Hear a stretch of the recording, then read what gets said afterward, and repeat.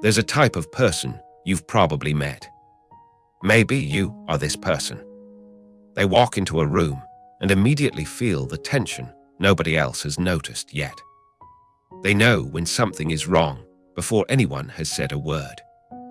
They sit in a conversation and genuinely feel, the weight of what the other person isn't saying.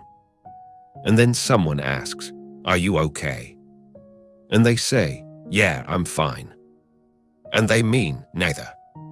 This person has been called cold distant, called hard to read. People have told them they seem aloof, unapproachable, like they don't care. And the most devastating part, they care more than anyone in the room.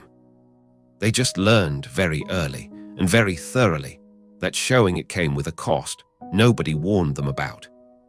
And today, we're going to talk about why. Let's start with something that will reframe everything. In 1996, psychologist Dr. Elaine Aron published research identifying a trait she called sensory processing sensitivity. She predicted that roughly 15 to 20% of the population possessed it.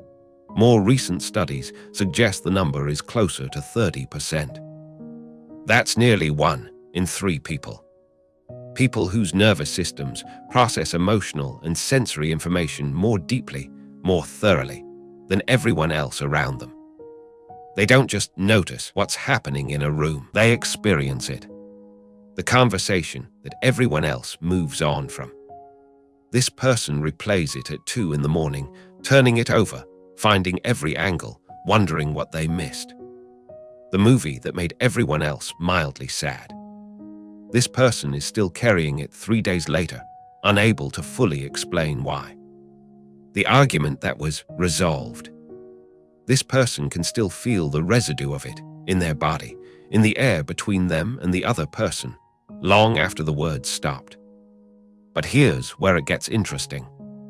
Because the research doesn't just describe this as sensitivity, it describes it as processing depth. The brain of a highly sensitive person literally processes information more thoroughly than a non-sensitive brain.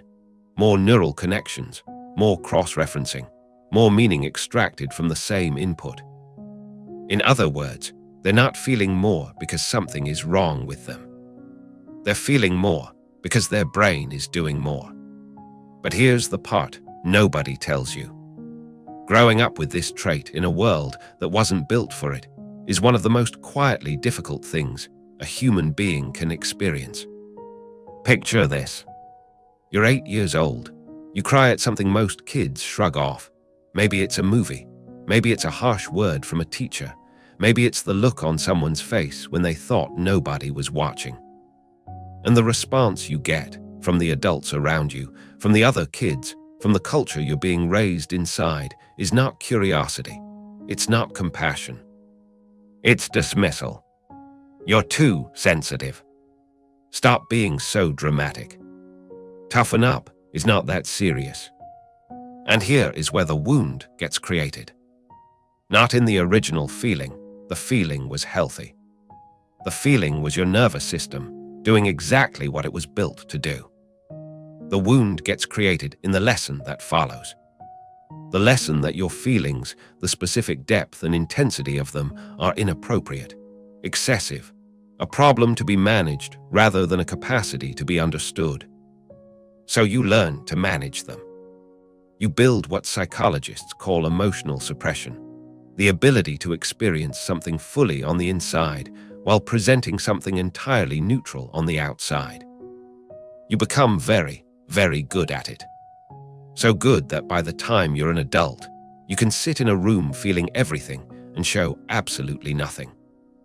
And the world calls you cold. And you let them. Because here is what the science says about what emotional suppression actually costs. A 2025 meta-analysis published in Clinical Psychological Science, the first of its kind, analyzed the mental health data of highly sensitive people across multiple studies. What they found was significant.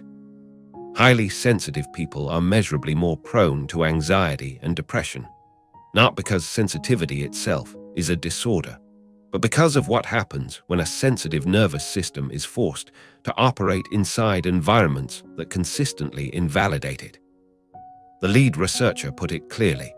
It is crucial that awareness of sensitivity is improved among mental health professionals so clinicians can recognize the trait and tailor treatment accordingly. But outside the clinical setting, in daily life, in relationships, in workplaces, most sensitive people are still doing what they've always done. Managing alone. Suppressing the depth of their experience because they learned, before they were old enough to argue with the lesson, that the world preferred them quieter. And the cost of that suppression accumulates. 2025 research from Radboudumc confirmed that high sensitivity correlates with increased mental and physical health complaints, even after controlling for other factors, due specifically to chronic stress from environmental mismatch. Not the sensitivity itself, the mismatch between who they are and the world that keeps asking them to be less of it. And here's the thing that makes this genuinely fascinating and genuinely heartbreaking at the same time. This same depth of processing, the exact same trait that makes life so exhausting, is also the source of everything remarkable about this type of person. A 2024 study published in Scientific Reports found that emotional responsiveness, the ability to feel what another person is feeling and be genuinely moved by it, is one of the strongest predictors of relationship satisfaction. Not intelligence, not shared interests, not compatibility scores. Emotional responsiveness. The person who feels everything and shows nothing. They have an extraordinary capacity for exactly this. When they love with a precision and a depth that most people never experience from another human being. They notice the small things. They remember.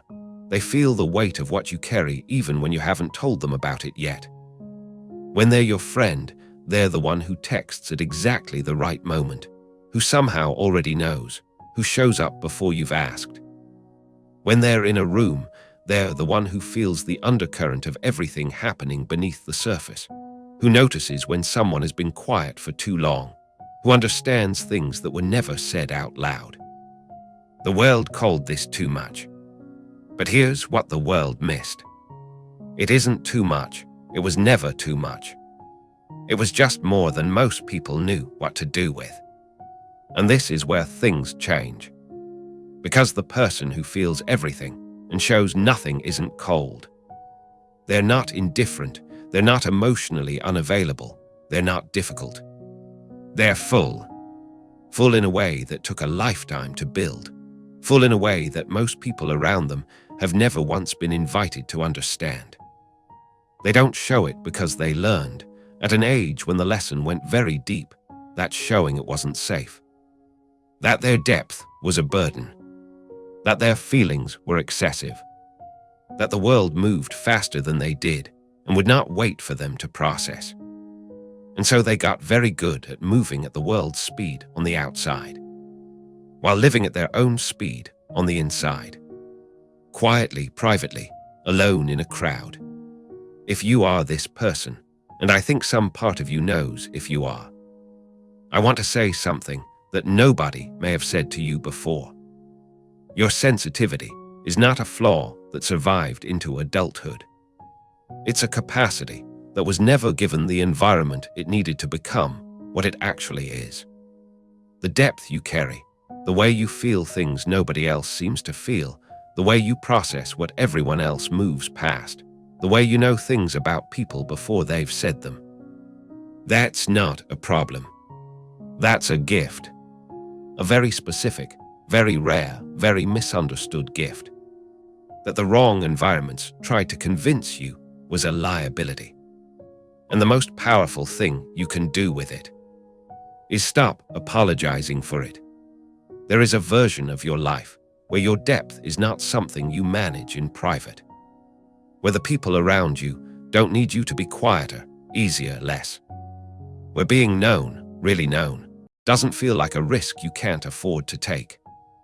That version isn't a fantasy. It's just the version of your life that becomes possible the moment you stop spending your energy hiding who you actually are. You were never cold. You were never indifferent. You were never hard to reach. You were just someone who felt everything and never found a world wide enough to hold it. Until now. If this video described you or someone you love, leave a comment below, even one word. Even just this. Because somewhere in the comments right now, there is someone reading what other people wrote, realizing for the first time that they are not alone in this, and your word might be the one that finds them. Share this with the person in your life who everyone calls cold and who you know is anything but. They need to know someone finally said it out loud. And if you want to go deeper, the next video explores exactly what happens when this type of person finally stops hiding, what it costs, what it gives back, and why it's the most important thing they'll ever do. It's all